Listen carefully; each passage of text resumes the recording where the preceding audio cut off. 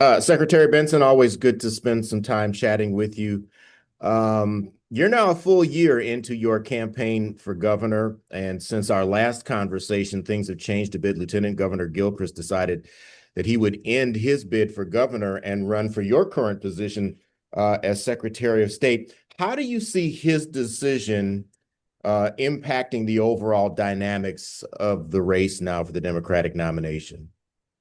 Well, the lieutenant governor is a great friend. We've worked together a great deal on the issues of protecting democracy and making government work well, which is the job of the Secretary of State over the last several years. And so he's been, I appreciate his also recognition of the importance of this job as well. And what that's also enabled me to do, what his decision has enabled me to do, is really focus on uniting our party for the future. I think given the importance of our governor's race in 2026 here in Michigan, the opportunity we have to ensure that we are showing not just citizens throughout our state, but the nation, that we can make government show up when you need it and then get out of the way, and also have the state of Michigan be led by a governor who has experience standing up to anyone, no matter how wealthy or powerful, who would threaten the safety, rights, or freedoms of our residents.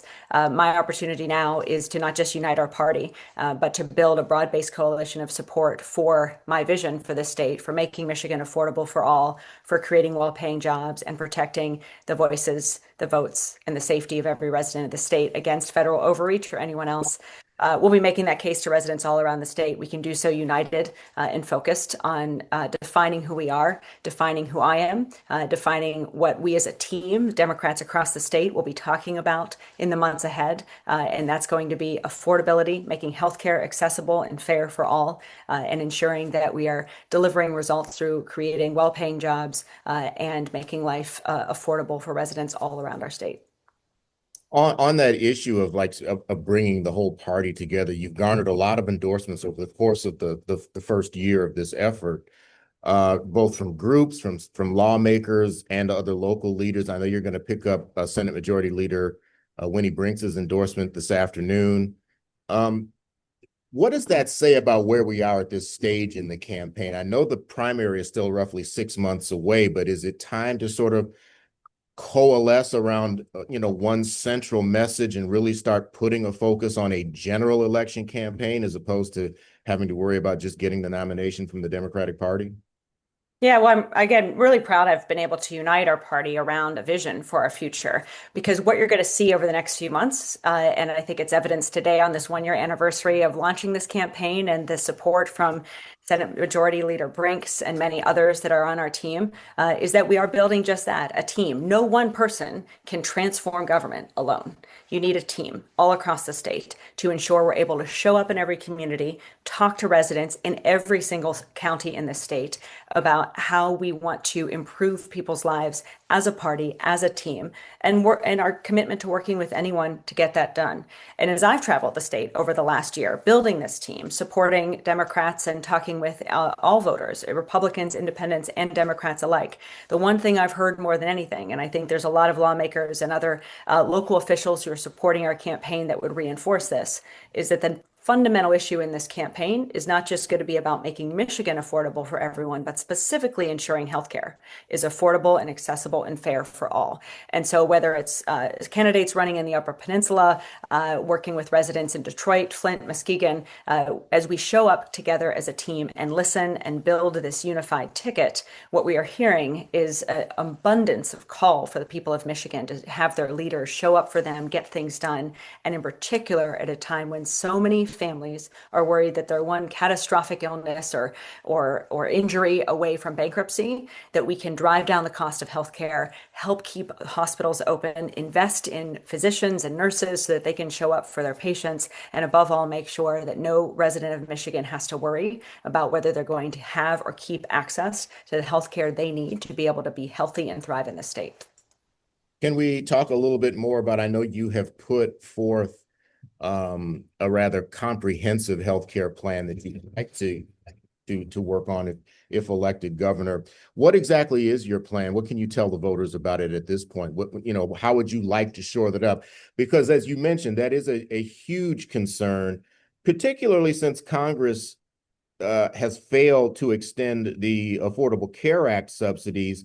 That's going to impact roughly 500,000 people here in Michigan when those subsidies go away and those premiums, literally double, in some cases maybe triple. So what is your plan?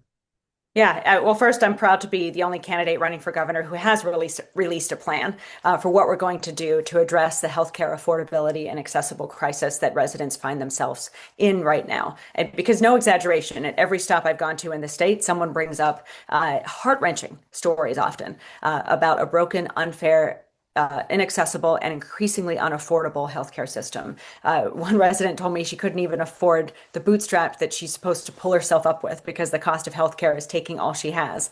Another told me a story of how their neighbor is struggling with cancer, can't afford their skyrocketing healthcare premiums, and so they are paying those premiums for their neighbor, which is both a beautiful and heartbreaking story about how people are coming together to take care of each other in this moment at a time when government should be showing up to take care of people. One woman told me about her dad who lost his life following a heart attack because an insurance company denied him life-saving care. So it's become abundantly apparent to me is that Michiganders have a right to affordable, accessible, and fair health care.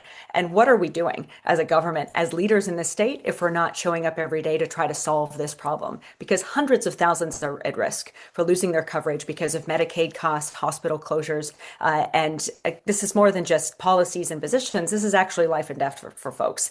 And so because we have a healthcare system that too often puts profits over patients, and in particularly enables skyrocketing prescription drug prices to go unchecked, we need to empower Michigan's Department of Health and Human Services to enable efficient, accountable, and fair healthcare coverage. We need to provide a helping hand to folks and not an obstacle course. And that means stepping in to help appeal wrongful insurance denials. And there are systems in place in other states that do this. We need to do that as well. And then we also have a lot of data already on citizens based on, and I've seen this as Secretary of State, the number of things that citizens do with the government. We have to use the data we already have to ensure residents have seamless access to healthcare coverage instead of, again, creating additional obstacle courses for citizens to get what they're already entitled to under the law. Above all, it means making sure healthcare decisions are people-centered. We want to launch a healthcare affordability board that's comprised of stakeholders. They're in place in nearly a dozen states. They're also charged with driving down costs in an ongoing way so that we're driving down the cost of premiums, prescription drugs, and also working to help hospitals hire and house physicians and nurses so that we can ensure quality care is available for all. And I say all this recognizing that the leading Republican candidate for governor has voted 3 times to raise healthcare prices for over 300,000 Michiganders.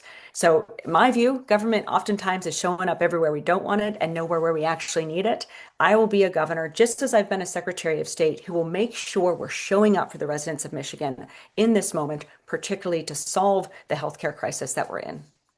I know you mentioned that as you've traveled the state and spoken with many of the voters, east to west, north to south, some of their issues. Affordability, of course, is number one. Healthcare, very important. What else are you hearing from the voters in terms of their biggest concerns, and how would you address those concerns for them?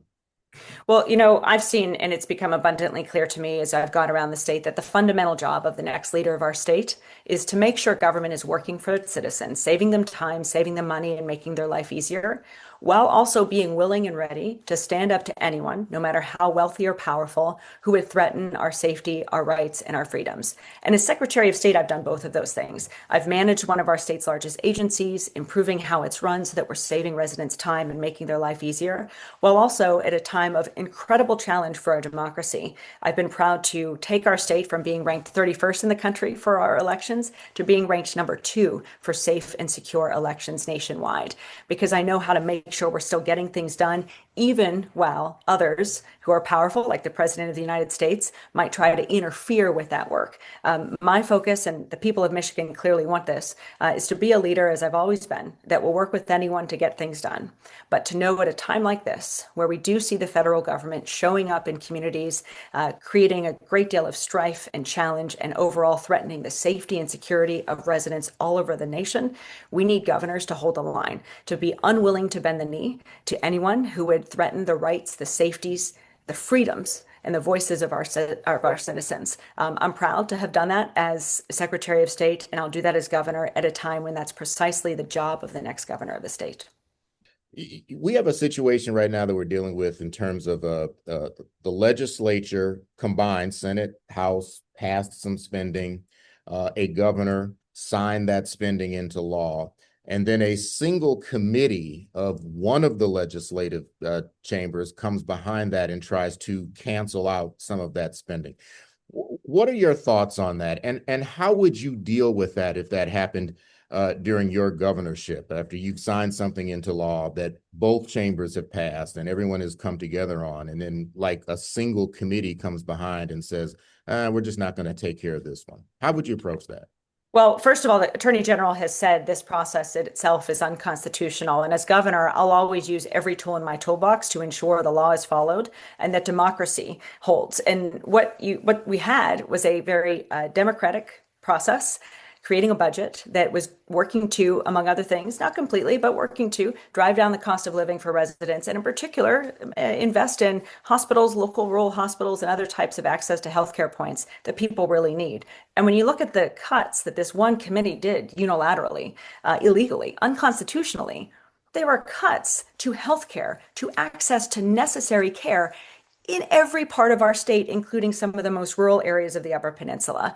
So, one, I think we need to use the law and every lever that we have at the state level to make sure that no rogue committee is breaking the law and hurting the residents of our state. But we also need to empower the people to be a voice for these needs as well. And so as governor, I'll not just push our lawmakers on both sides of the aisle to do the right thing and stand by their promises to the people of Michigan, but I'm also going to work with the people of Michigan to do that too, because we're all in this together. So whether it's going up to Iron River and talking to residents there about their need to get to Lansing so that their voices are heard as people make decisions to rip away their health care, I'll be working at the grassroots level, just as I've done as Secretary of State, to make sure the voices of the people are heard loud and clear in the halls of Lansing so that these types of decisions never even come to the table, but certainly if they do, that we're there to overturn them. Our time is limited. I've asked you several questions. Is there anything that I didn't ask that you would like to get out to the voters before we say, wrap this up for this particular conversation? Yeah, well, certainly I encourage everyone to visit my website, jocelynbenson.com, because we will be rolling out more visions for the state to making Michigan affordable for all in the weeks and months ahead. But I also want to emphasize why I'm in this, which is not just because I'm a fierce defender of the people of Michigan, our rights, our freedoms, our economy, but I'm also a mom of a 9-year-old little boy. And in 10 years, he's going to be deciding what he does with his future. My success will be determined by whether or not he chooses, and young people all around our state choose, to stay in Michigan and make Michigan the place where they raise their family, where they call home in the years and decades ahead. So that's our charge. I come to this with a sense of urgency of fixing these broken systems that are driving up costs and holding us back, not just for the people of Michigan, but for my own family, for my son, and for the young people who are going to inherit all that we leave behind.